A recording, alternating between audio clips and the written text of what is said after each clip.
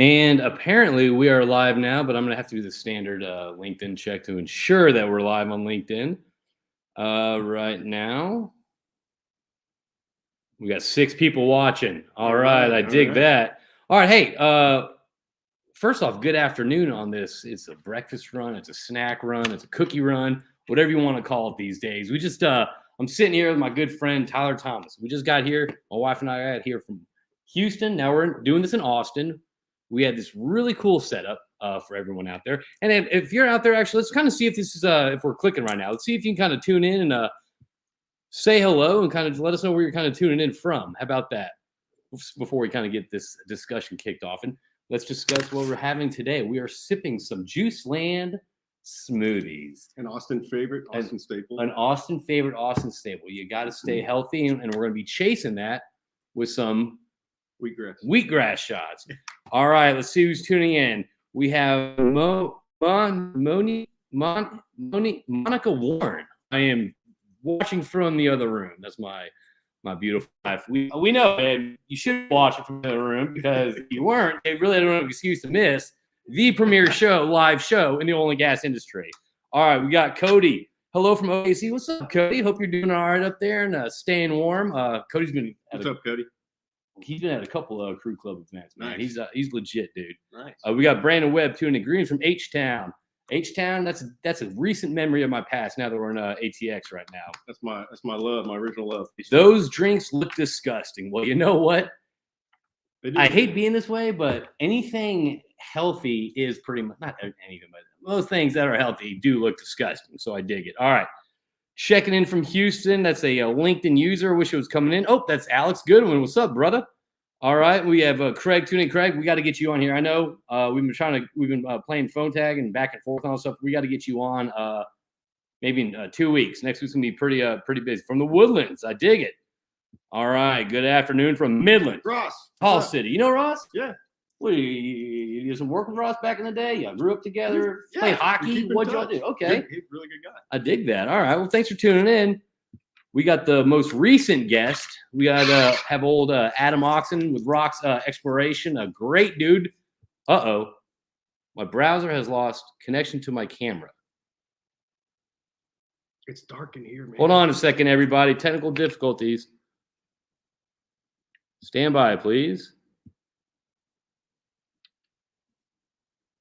Okay, what's up, Adam? I hope y'all can hear. Okay, we're back. I don't know what's going on. Sorry.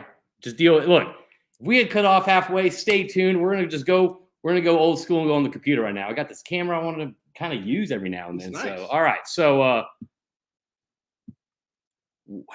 were you in Con Air? What's it? That's what I told you. Yeah, that's the hold on, that's this look.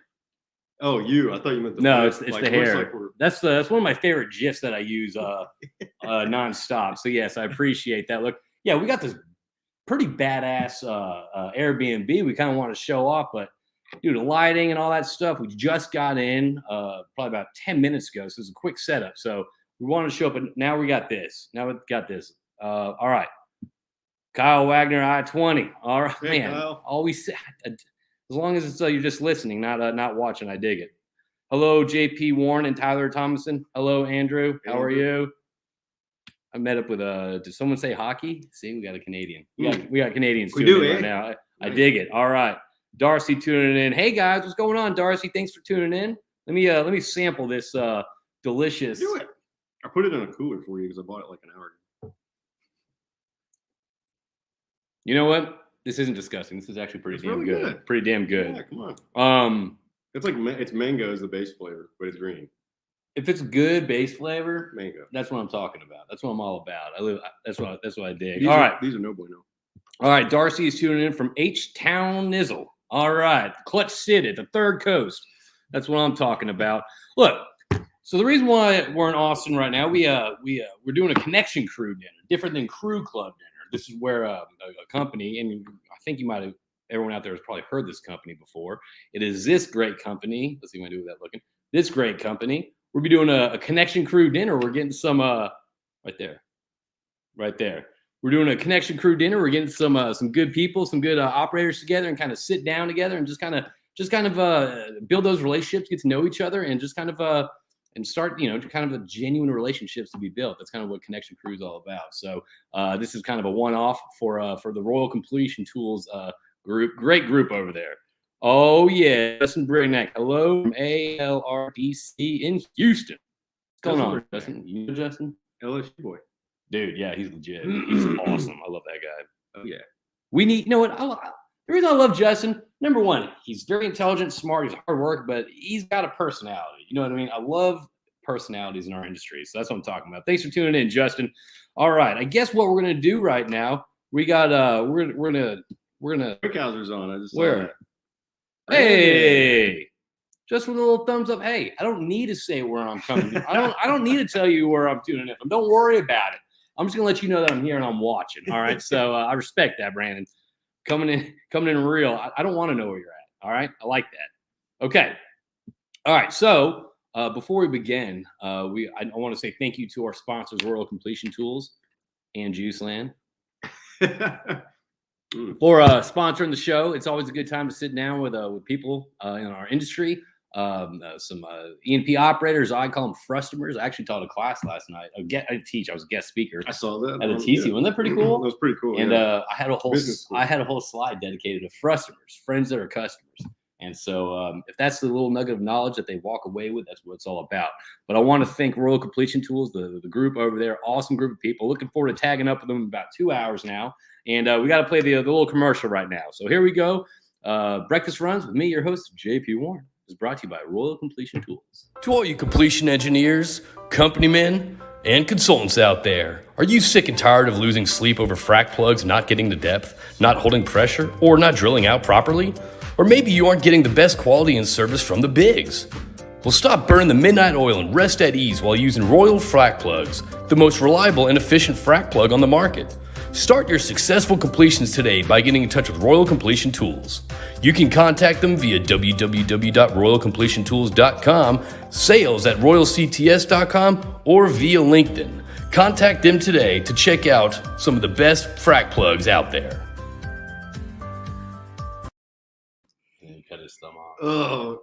And that's why it was like that. It wasn't safe. So, all right, we got a couple other people tuning in. Brian Smith, who was the soul to join me on what I'm doing is not just so the breakfast runs are strictly for E&P operator side of things, but I started Coffee and Beans, and Brian Smith was the brave soul to hop on that. Everyone check that out. That's on the CrüeTube YouTube channel. You can find all these past conversations, and pretty much what you do, you play the bamboozled game. And we learn about the products and service. So if you're a service company out there, a startup or a tech company that kind of wants to get on and kind of tell your service or product and kind of pitch that a little bit, tell people about it, give me a call. And what we do during that, we do play the game Bamboozled, and you get to watch us squirm eating some disgusting, disgusting flavors. So I dig it. David, I owe you a phone call, man. I know that you called this morning, brother. Apologies. I will give you a call tomorrow. I promise. All right. We got Bobby Patrick. Good morning from OKC. All right, nice commercial. That was my daughter filming child labor laws. We see I had a couple more people. Afternoon from Edmond. Okay, there's my little little boy. Why am I saying that? My boy who worked with Leonardo DiCaprio, which is also someone that I used to work with in 1998.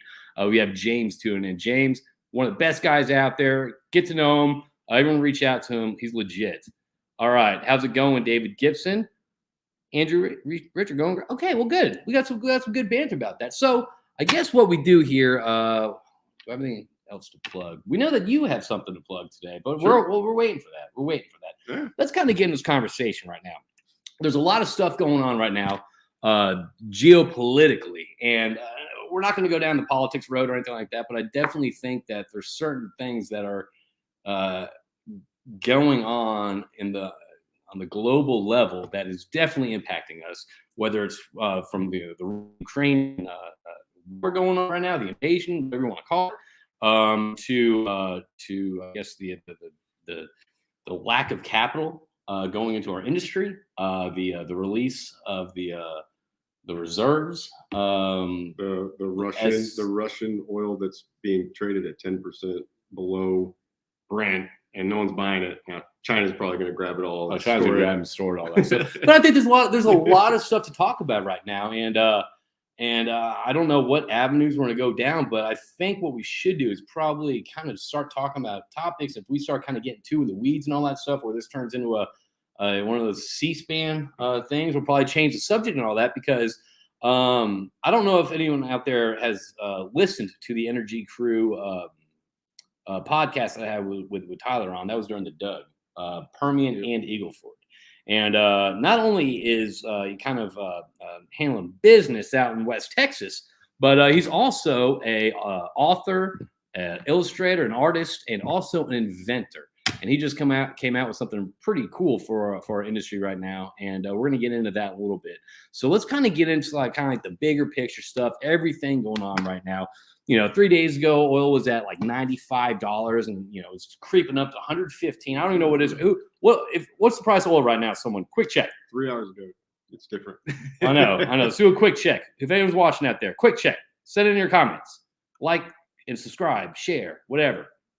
Okay, we're not sure yet, but anyway. But oil has skyrocketed.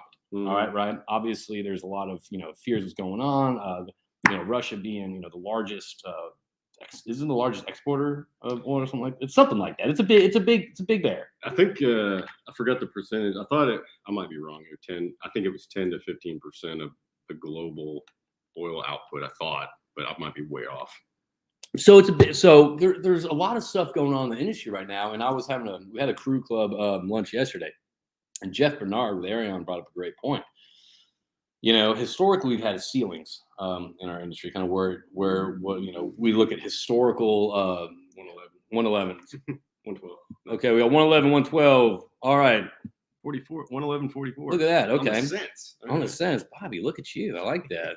Talk about one-upping everyone out there with a sense. I like that. But so pretty much where was I? Sorry. We're talking about how much Russia output. Yeah, so pretty much historically there's been kind of like, you can kind of say, okay, well, here's the demand, the supply, and all that stuff. It's probably going to level. You can probably look, no one's accurate and all that stuff when it comes to predicting the price of oil. But you can probably guess with a certain degree of accuracy right now. But with everything going on right now in the global environment right now, the Russia invading Ukraine, you have a severe lack of capital in our industry right now, which is it's not as easy as turning the pumps or spigots or whatever you want to call it on that quick. There's been banning on federal land. There's this and that and all that stuff. So there's a lot of stuff going on right now and also demand's back. Without the international travel piece being a part of it. Yeah, seems like we're back. Like, yeah, the demand is so. The demand's back, but it's not back all the way yet because the international travel piece hasn't even played a factor. And so, first off, how do you feel about oil prices being at this level and probably most likely going up? So, the lack of capital going into the oil and gas industry right now. I mean, we're being very diligent, as I say, banks right now with banks got bit in the last decade. Obviously, we all know that, and they're slow to kind of jump back in, and that's good. But when it blows up like this, and demand's coming back, I don't know. I just don't think it's going to be ending very well here, because now all the other oil markets in the world are going to just jump in way faster than we will with all the American funding that we can get. So yeah. I think it's a nasty way for us to lose our energy independence, which we kind of already have lost a little bit of that, but also for other oil superpowers to jump in and just take that demand without us even having a chance to supply it. This is just like what's going on in the world today is literally just another chapter of Daniel Yergin's The Prize book. Yeah. This is literally just tacking on the end. Like I think that prologue. Yeah. Literally, it's the same. It's the exact same stuff that's been going on for 120 years. So it's like, and if you read the book again, which I have not lately, but I need to jump back in, it'll be like the same. So we're looking at the same. So I mean, how do you feel? I mean, you go on Twitter, you go on all these social media websites, people are cheering for, oil being this, but there's actually, I'm noticing a lot of people are very hesitant about this price. They're not as, optimistic or as happy about this because I feel like there's there's something behind the curtain. Yeah, if that makes sense. Yeah, personally, I'm kind of like, oh, great. It is great for the immediate, stock prices that people have invested and personal investments and things like that. But I don't think it's good for the industry. I mean, this is just a global bubble that's about to pop. That's the thing. Usually, whenever oil creeps to where it's at now and keeps on going, like people are cheering and clapping and patting each other on the back. But at the end of the day, this is a serious scenario because usually after this, there's always a crash. Yeah, and it's a very fresh feeling in our industry, and that's not a feeling that we like. And but the thing is, though, it's like with everything going on, and the things of we're talking about energy. Obviously, energy has kind of been center stage right now. It's one of the primary reasons for Russia invading Ukraine. Look, that's just my opinion. I'm not, a reporter, but there's a lot of stuff going on. But however, there's still not a lot of discussions happening about U.S. Energy in U.S. I mean, all the conversations have been over renewable. And look, I dig renewable. I'm going to go on the record. I dig renewable. However, I also dig the reality of the renewable side of the industry, right? So there's not a lot of discussions going on right now towards the U.S. Oil and gas industry. Even the last night State of the Union, you didn't even bring it. Didn't even mention. So when do you see the tide kind of turning in for capitals to start coming back in the market, investments start coming back in the market? So, I mean, if you would ask me that before, 2 weeks ago, I would have said, maybe this summer, like, oil was in the 90s, was kind of stabilizing a little bit. Yeah. And, I would have seen Q2, Q3, investors really start to put more money in, like, hey, this is actually stabilizing. Let's see how we can get Q4 production up, right before the end of the year, and then make Q1 year-over-year numbers look good. But with this going on, I don't know. It could go both ways. I would probably say that it would make investors kind of peel back a little more, say, hey, let's wait until this, Russian. I always want to say turmoil in the Middle East, just because that's like. Well, it's going on for 25 years. Turmoil in Russia. Yeah, I mean, the Middle East is going on 20 years. Yeah, so we're used to saying that. So, turmoil in Russia.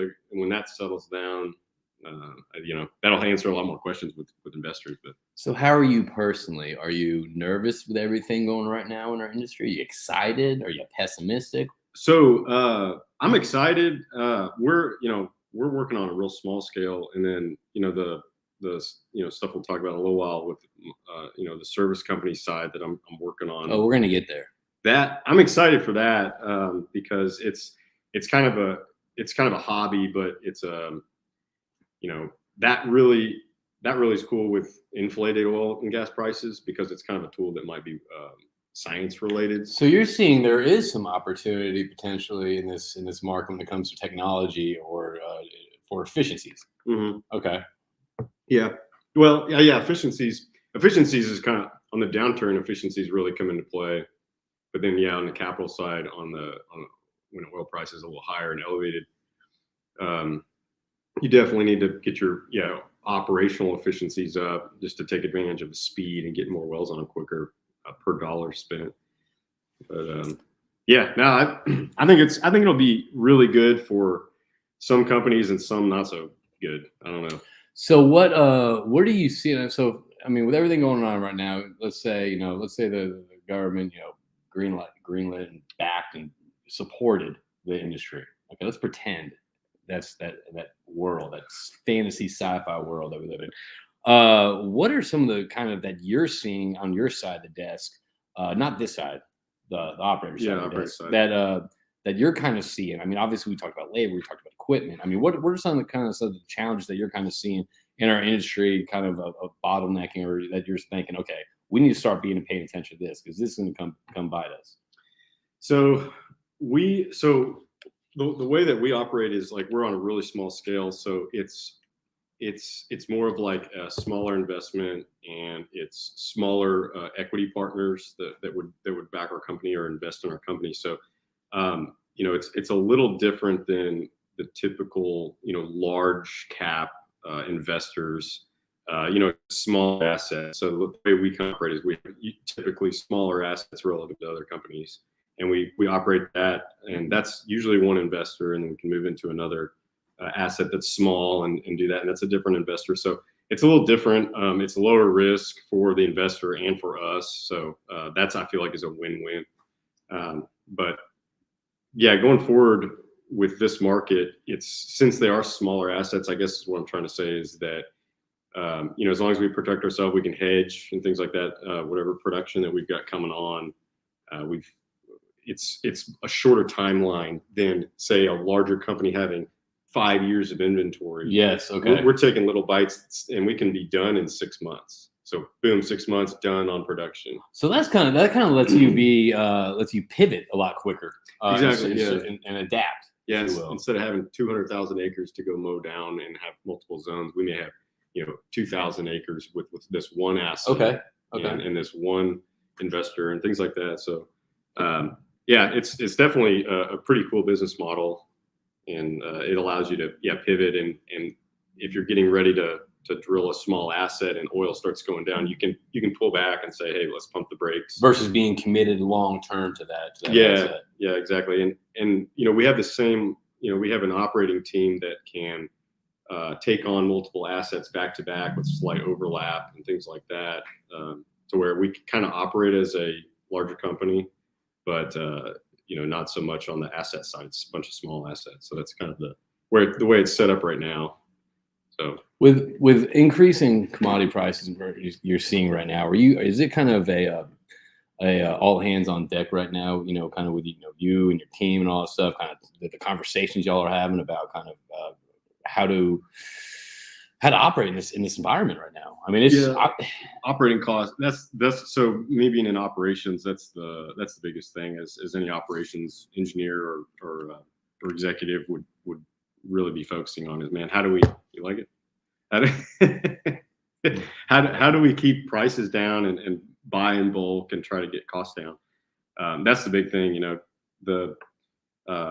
Back when we started about a year and a half ago at EnCore, when we started drilling up that asset, we hit that asset at a great time. So low oil price, which was scary, but low operating costs, low service costs and all that. Yeah. So we came in, drilled up our asset, part of the asset, really cheap, did a really good job, and then boom, oil starts coming up, and that's the perfect timing. Yeah. This is a little different. You can hedge, which is nice. That does cost money, and that's a risk too. I mean, you're gambling at that point, which, hedging now would be great. Well, I'm pretty sure people in the oil field are known to be gamblers. Seriously. Yeah. Again, wildcatters. Yeah. Wildcatter. Yeah. Hence the term. So what are you doing about these? So obviously, you're focused on cost, you're focused on all that stuff. But right now, people that I've been talking to on the service side, they have to go up on prices. Yes. And these conversations, they have to happen, just because their material, the cost of this, cost of that, it's going up. So how are these conversations kind of having with you, and kind of, how about this? People that are watching right now, let's pretend you're a operator X and all that stuff. Okay. How would you approach these type of conversations about increasing price? Because it's something that I'm sure people don't want to have these conversations. What's the best way to kind of, I guess, present your case, or just kind of tell you, hey, we're going over price, or asking for a price increase? Yeah, no, that's a good question. Thank you. Yeah. Like I'd say just be honest. Like, I've got really good relationships with a lot of the companies that we work with, and they just give me a shout, hey, Tyler, or send me an email and call me immediately. Like, hey, Did you get my email? Yeah. Yes, I did. No, man, I didn't get it. Hold on. Yeah. So like a lot of times they'll just be straight up and say, hey man, I'm going to have to come up in price. And usually, like, I think the best way to do it is give the operator a heads up. Say, hey, like this happened in October. I was getting calls about, December 1st. So that's like, gives you 6 weeks or whatever. That's cool, But, I totally understand. I know operators totally understand. They don't want to admit they understand because it costs more. But I mean, we get it. Material, inflation. So you got to cover inflation. You got to cover manpower, getting everyone back from the last couple of years, or new people, train them, insurance. You've got everything that you got to cover your overhead. And, I understand. I'd say just be honest, give operators a heads up. And so don't drop it in there or kick open the door, like, hey, FYI, this is going on. Yeah. Frame it. Yeah. Like, worst thing to do would be invoice with a new price with anything like the ultimate worst. Dude, no. Just try to slide that by. Whoa, no 40%. It's like, so what? Paper clip on it. Dude, no, it wasn't on. Yeah. So, okay. All right. I'd say just be honest. Okay. So honesty is the best policy when you're talking about price increases. Okay. All right. So what else is going on? You're kind of saying, okay, let's talk about that. So I'm okay. This is something. On April 12th, a group of us are going to Texas A&M to talk to the SB group up there. I think there's probably a lot of uncertainty and hesitation for coming into our industry and all that stuff going on right now. How do you, or how would you communicate to the next generation, to the students out there that may be listening right now of coming in, joining our industry? Take them to a happy hour. That's it? Take them to a happy hour? Happy hour of the chicken, man. Oh, man. God, that's right. I can't wait. Well, no, I mean, I'm just remembering back to like back in college. But yeah, I think the best, I went to LSU. I didn't go to A&M. Come on, guys. It's okay. But no, I don't know. I mean, I'd say honesty to them too, but really showing them the runway for, oil and gas demand. What's the professor that was on Rogan at A&M that did destroy the climate? Yeah, I don't know what you're talking about. Yeah. So I was glad he was on there until he started saying all these facts that were not facts, and then dismissing and not answering questions properly. And I was just like, oh god. And I hope he didn't destroy a lot of students' hopes and dreams of the oil and gas industry at A&M, who gets a huge endowment from university lands. So A&M is A&M and UT are both like basically funded huge portion by oil and gas, for West Texas. Yeah. So I don't know why that whole conversation happened with the professor, but I forgot his name. But anyways, like I would basically like reassure him, say, hey, and state facts like, hey, on the road today, how many Teslas did you see?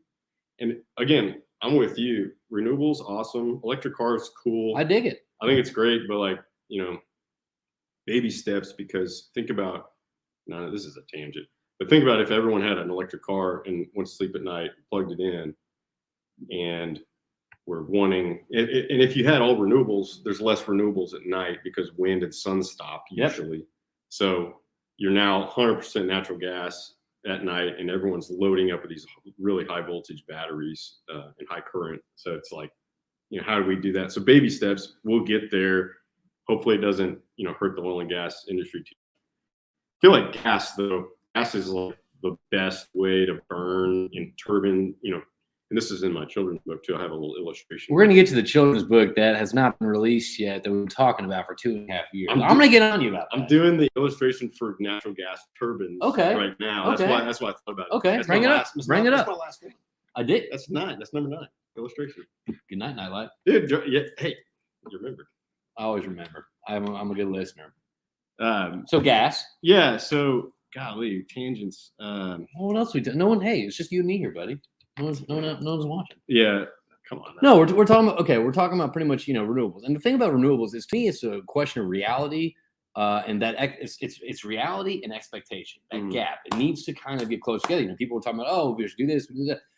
I read something, and obviously I'm gonna get this wrong, but it's just understand the theme that people want to do batteries and all that stuff. However, you need to increase. If you increase the battery capacity to hold on to energy 10,000%, you'd still have about 17 seconds to power something. You know what I mean? Like there's some like the storable ability in a battery, or if you have a battery EV flight, all that stuff, it'll take 8 carriers to carry the battery of what it would to transport that really? airplane. Yeah, like it's just massive. It's just massive. So the reality is not, the technology is not here.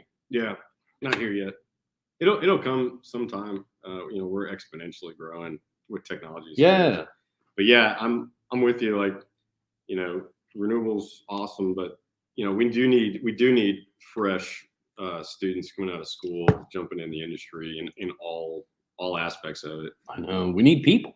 Yeah, and that's so. I think one of the things that I would say is, is first off, there's always going to be booms and busts. There's always going to be ups and downs, and that's not just our industry. It's a little more roller coaster in our industry. It's more rapid, but for me, you have to be willing to be adaptive. You have to be willing to say, oh well, I'm in an office for 2 years. Like, yeah, I'll go sit the rigs. Oh yeah, man, I just do sales. Like, no, start doing a little bit of operations. I mean, you have to be able to pivot, and you have to be able to kind of wear different hats and kind of go off the path that you expected to be on. In my opinion. Yeah, and the employment gap. I'm not sure where it's at today, but like it's rare to have people in their late 40s and 50s. More rare in oil and gas. The gap that we're trying to was it the great crew change? The crew change, yeah. And there's gonna be another one now if we can't get everyone after us. That's a good point. If we can't get multiple people in, and the bust of the 80s is what did that. In the 90s, I guess too. But yeah, I mean, I guess we're back after 2 years ago. That was a real quick, recovery compared to the 90s. Yeah. But yeah, it'd be interesting to see. Hopefully, we can get everyone. So let's kind of pivot to this. I mean, obviously, we're going to open this up to questions, and comments. Whether questions or comments. I mean, I dig comments too because comments are a great talking point. Let's see what Keith said. Keith chimed in. If it gets too expensive and no one can afford to drive, supplies will build up and then crash. I mean, yeah. Remember inflation too. $85 oil to 7 years ago is $100 today.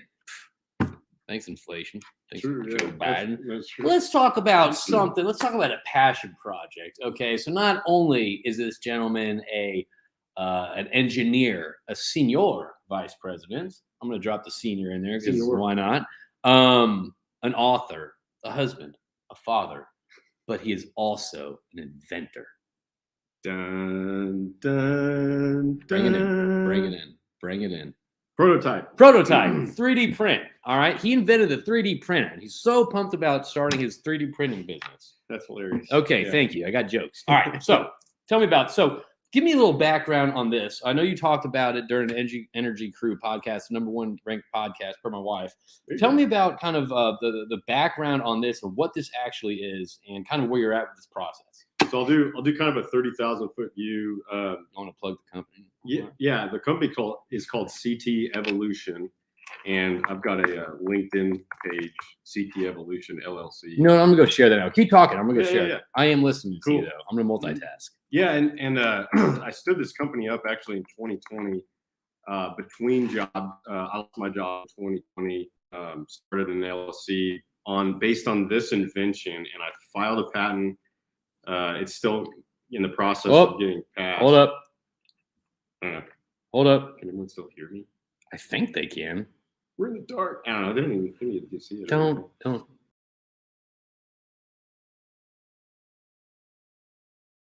At the stream.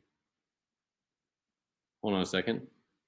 Then we're back. Sorry about that, everyone. Thanks for being patient with us. Here's the LinkedIn thing for the CT. Okay, sorry. Go on. Yeah. So the company was stood up. I started the LLC when I lost my job in 2020, as many people did, and basically invented this tool concept, patented it. It's still in the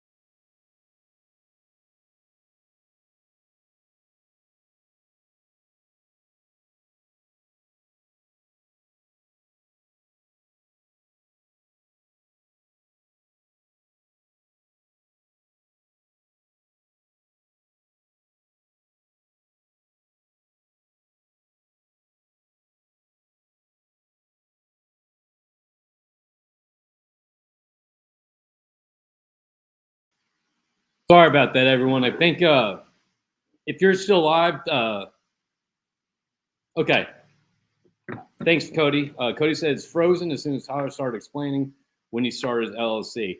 I think what happened was we were talking about the whole Russia thing, and they probably hacked us. Apologies about that. It was either Russia hacking us or it was the fluctuation in the electricity, which shut off the Wi-Fi router. So anyway, I hope let me confirm that we're still on, if you don't mind, real quick, because then we're going to pick it up right when you start your LLC.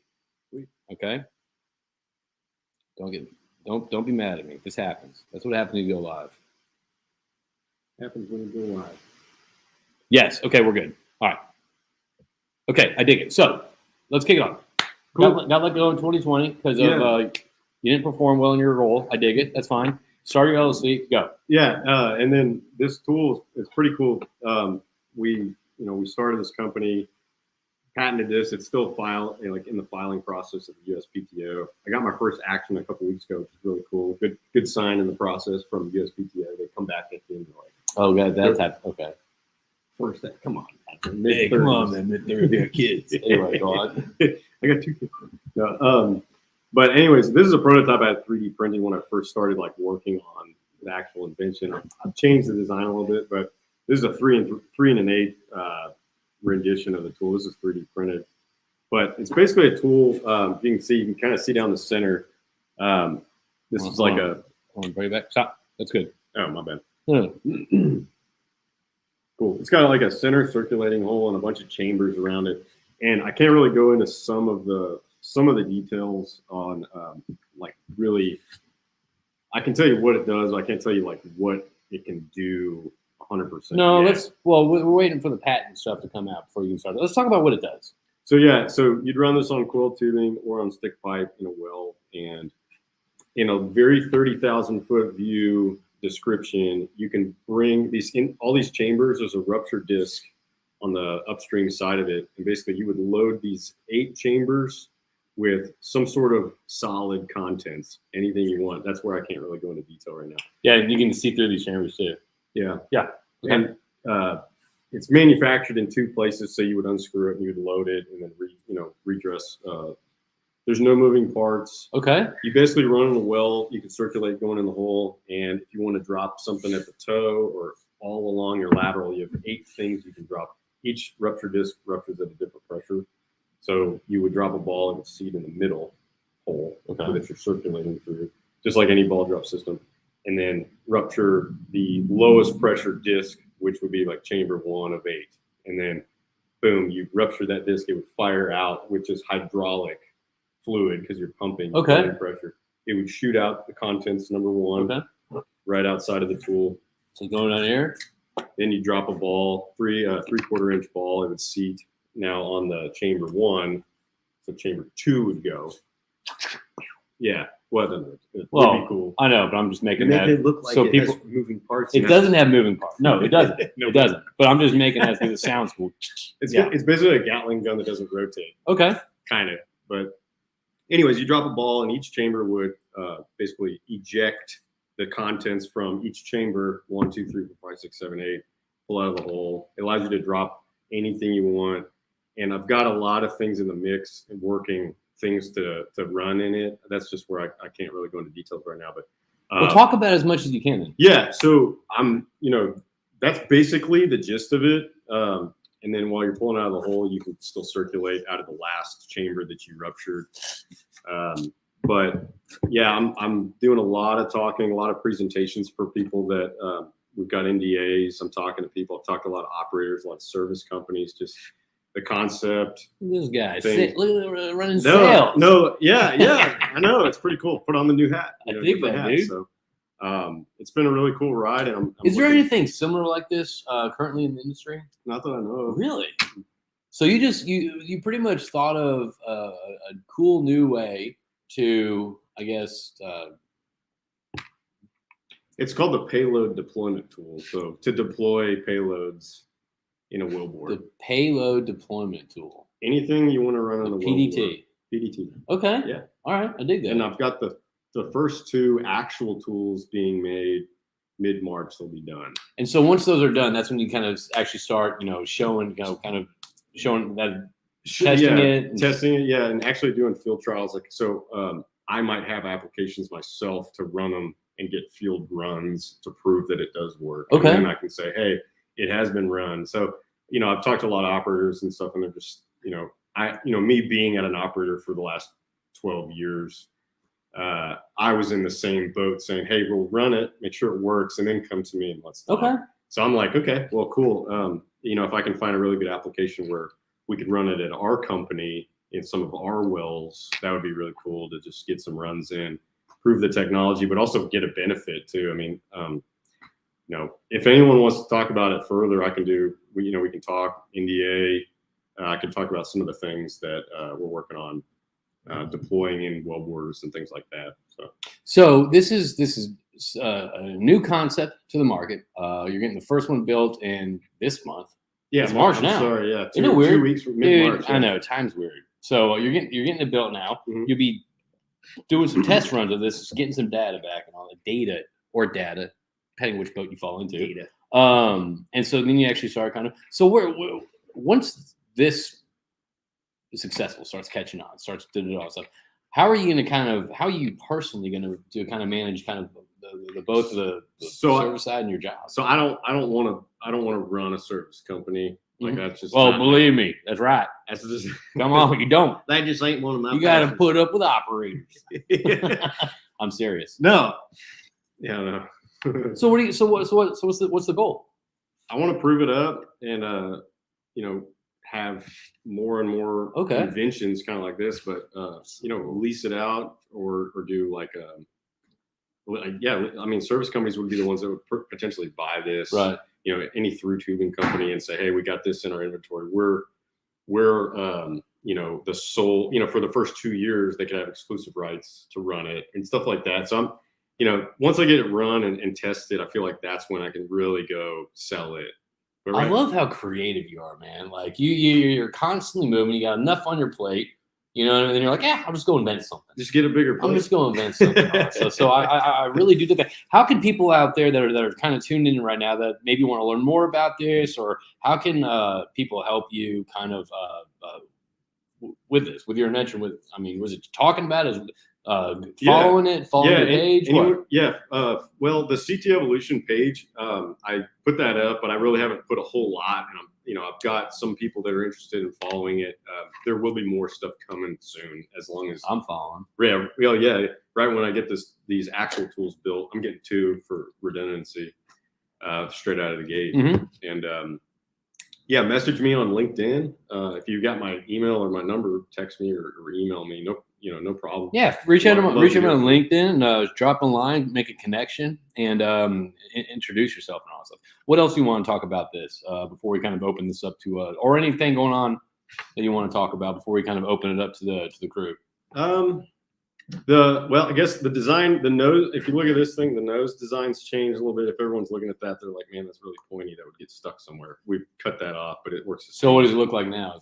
It's kind of it's a bullet nose. So ooh, okay. Yeah, this was kind of the initial thought. This looks really cool. It looks really cool. But it's like RoboCop 2. Conceptually, yeah. When I was carrying it in here, I was like, okay, there's a war going on in Ukraine, and I look like I'm carrying a warhead. Yeah. Like in Austin, I'm like, great, downtown. But it's better than if it looked like a dumb bullet hit. Yeah, you're walking around. Anyway, so okay, so the shape's gonna be changed. What about the sizes? 3 1/8 is my first one. 3 3/8 is kind of the next round. Okay, but 3 1/8 is like the one I'm getting built and gonna prove up. Okay. Yeah. I guess once prices go down, it's gonna be a lot cheaper for you to manufacture them too. Yeah, and it's really it's super simple. It's crazy. It's literally no moving parts. It's just a bored out alloy. You can see down there now. Yeah. Yeah, I mean, it's really it's hard to tell because it's not in the 2 pieces that would need to be manufactured, but you've got the rupture discs that you'll thread in with a hex key. Yeah, and that's really it. That's it. There's a couple O-rings and a set screw for the 2 pieces that you manufacture it, but it's super simple. So literally, I mean, you could make 50 of these things and just have them ready to go. The lead time on it was a little, it's hard to get materials as Everyone knows. Yeah, everyone knows. So it's been taking me a while to get this built. So, But this is the month, man. yeah, March this is it. 2022. I'm gonna go watch it get built, and it's getting built up in North Texas in the Panhandle. Is it really? Yeah. Okay. All right. Yeah, in Lubbock. You doing a lot of trips up there? No, not yet. I will though when this is getting. So CT. Yes. CT. What's CT? So CT, a lot of people think it means coiled tubing. It is I was thinking both my kids' initials. I actually was gonna say I can't believe you didn't name this after one of your kids. So yeah, okay. My son is Camden. My daughter's Chandler. So That's C and legacy, C. man. Yeah, I know. I was like, this is really cool. I love that. So, all right. Well, I dig it. It passes the test. Sniff test. The sniff test. Does anyone out there have any comments? Whether ranging from kind of what's going on right now with the geopolitical environment, affecting the commodity price, about kind of Tyler's background, or even talking about the PDT. Are you not even using that term PDT? Oh yeah, no, that's it. Yeah, I use it too. That's why I use PDT. All right, good. Gotta have an acronym. You have to have an acronym. I was trying to think of other things. I was like, man, I mean, you can make any acronym sound cool, but I was like, there's nothing. couldn't think of a name to make it make sense. Like you're like thinking like Nine Inch Nails, Alf. Alf would be great. Nine Inch Nails with the backwards. Yeah, exactly. That's Monica's favorite band. Nine Inch Nails. So, does anyone have any comments that we kind of want to chime in right now and kind of share your thoughts, and we'll kind of pick it up and talk about it there. Let's see if there's anything coming up over here. We got a couple people watching, and I guess what we'll do, we'll just kind of wait for a couple more minutes and kind of wrap things up. Shots. Oh yeah, you know what? Hey, we're gonna do shots right now. We're gonna do some delicious wheatgrass shots to celebrate the upcoming success of CT Electronics. Whatever, CT Evolution. I had someone call it CT Revolution, which I was like, that sounds cool. Sounds like a cycle club, though. Yeah, you know what I mean? Yeah, like a Peloton cycle club. Okay, So, yeah. All right. Well, hey, to your success. Thanks for coming on to the night. Golly, Oh, this is bad. It's like mowing the lawn back in the night. This really is like for punishment. Oh, God. All right, here we go. Don't chase it. Oh, it stays there. I got you the single shot. I was gonna do double. So you should have, man. That's really good grass, man. You're not breathing out your nose for a reason, right? It's disgusting, dude. So that coffee. So okay, if everyone's out there tuning in, I'm doing a coffee and beans tomorrow with Ethan Etzel, the CEO of Rural Completion Tools, and I probably should have thought about kind of the amount of jelly beans I'm eating. God, can I chase it? Yeah, you don't have to ask me. I was just messing with you. Wait, hold on. Jelly beans? Bamboozle jelly beans. Stay here. Actually, I'm gonna get the jelly beans. He's gonna answer this question right now, coming in from Craig. All right, Craig. I recommend everyone reaching out to Craig. I met Craig several times at Sipes lunches and AD events. Legit guy, geologist. Are you surprised by the majors backing out of projects in Russia? Ooh, not a hard question there. Jeez, that's complicated. Personally, I don't know. I think it's I don't agree, and this is just my personal opinion. I don't really agree with how it's being handled overseas, obviously. But I think there's a lot of knee-jerk reactions going on out there, and I'm gonna probably get roasted for this. But if everyone starts pulling everything out, everyone's Russian airplanes can't come in airspace over U.S. now, but there's multiple countries that have started to do that. No imports. That's a way to hurt Russia or try to. Dude, Russia is sorry, go on. Well, no, I was just saying. There's a lot of knee-jerk reactions going on. It makes me uncomfortable because, I don't agree with what he's doing, but like, it's only been going on for like 5 days. Like everyone's pulling down the ruble, whatever. I mean, the amount that has dropped is scary. The fact that nobody's, I mean, you're right. They are being extremely isolated within a week. It's so fast now. Like that's just like anything nowadays because of it's a global economy. Yeah, we see things live now, and people's phones take missile photos and videos. Dude, it's weird because I'm seeing most of the stuff that I'm seeing. I'm not getting my stuff from the news. I don't trust the news. You know what I mean? So the most stuff I'm getting, regarding the war. And obviously, you got to take everything with a grain of salt. It's from like Twitter and TikTok. I know. I'm serious. I don't watch the news anymore at all. I think we talked about that in the first podcast we did. But like, I guess just to answer the question, I'd say, yeah, I'm surprised. This quick, I'm surprised. I mean, you talk about hitting a country, crippling a country pretty much. I mean, they're set back 20, 25 years, even if they pulled out today. Yeah. So it's kind of crazy. All right, we got Ross. Can wheatgrass shots be loaded into the PDT? Yeah, they can. Liquids can, yes. Oh, there you go. And I think we should have probably done that instead of taking them. But we're gonna stay healthy. Hey, you're in Austin. We're in Austin. Yeah, you got to stay healthy in Austin. So yeah. All right. So obviously, feel free to chime in. We're going to be kind of still feeling this, but tomorrow morning at 9:15 a.m. after our Connection Crew dinner tonight, I'll be sitting here with Ethan Etzel, the CEO of Roll Completion Tools, and what I'll be doing, I'll be talking to him about his company, kind of what the products and service they provide. Oh, that sounds so boring, JP. I know. I get it. I understand that. That's why we'll be eating these when we have conversations. And for those of you that don't know what this is, Bamboozled is, I don't know why it's not focusing. I'm not too worried about it. These are all jelly beans inside.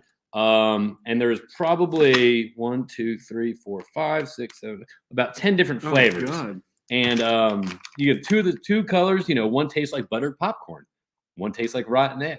One tastes like peach. One tastes like barf. Is it appropriate if I call it Russian roulette right now? We call it freedom roulette. Remember 9/11? 9/11 is freedom fries and freedom toast. This is like the dirty Potter stuff. Dirty dishwater, the birthday cake, dead fish. Anyway, I did one of these with a Brian Smith, and it was with QI2 elements, and it was absolutely disgusting. Anyway, we did 9 of them. I think I'm going to bring it back to 6 just because it's so disgusting. But anyway, that's the whole point of it. Our flavor. Combine some education and entertainment. You want to do one right now?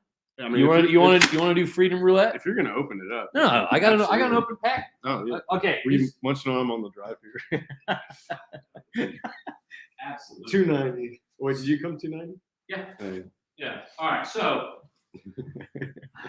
I tore this one open like a savage. So this is going to be a kind of a teaser what you're going to get tomorrow. All right. So let's both pick a color, any color. Okay. What color is that? Well, here it's either the Tutti Frutti or Stinky Socks. Is that this one? Same thing. All right. So this is either Stinky Socks or Tutti Frutti. So this is kind of what. Oh yeah. So really? Blah blah blah. That's a great point that you made about your company. All right. Oh my God, I got the back one. I got it. You can't wash it down. I'm not. You got the good one. It just stays in your breath. It's so disgusting. Actually, I think I'm fine. I'm good. Yeah, no, I'm not. You got hit hard? Yeah, I got hit hard. Okay, good. I'm happy about that. So that's kind of what it is. Get to watch us squirm and kind of be disgusting at 9:15 a.m. after a great meal this evening. Morning doing that? Ooh. I know. I've never done it in the morning yet. It gets stuck in your. It's disgusting. Good. Yeah. But you know what? Oh, it's so bad. Yeah. Give Monica some major smoochies after that. So, all right. So, if anyone else has anything to chime in or anything like that, I want to thank Tyler for coming on the show. Be sure to tune in tomorrow at 9:15 a.m. when we'll be doing coffee and beans. But even that one, it was the normal flavor. It still tastes like shit. It's not good. You got Tutti Frutti? It's bubblegum. It's still gross. No, something's going on. Maybe they're bumping uglies or something. It's disgusting. So I want to thank everyone out there for tuning in and check us out. You can find all these previous breakfast runs on the CrüeTube channel on YouTube. Be sure to subscribe to that. And I want to thank you for coming in, for bringing in Juice Land, and also trying that. That's disgusting. That's gross. It's like a bad idea. But it's like remember they had the Hogwarts thing. Hogwarts. Remember those? No, I was kind of crafting on based on that cat that does like the hot one challenge. Oh yeah. Like his questions aren't that good, but people like watching people squirm. You know what I mean? So that's the whole motivation behind it. But I want to thank everyone for tuning in today and kind of letting us know where you're tuning in from, your questions and comments. I want to thank you. Be sure to check out CT Evolution. That's it. CT Evolution on LinkedIn. Connect with Tyler if you want to learn more about it or even just say hello. But I want to thank everyone out there, and everyone have a great rest of the afternoon and evening, and we'll see you tomorrow morning where I actually might throw up. All right. Take care. See you.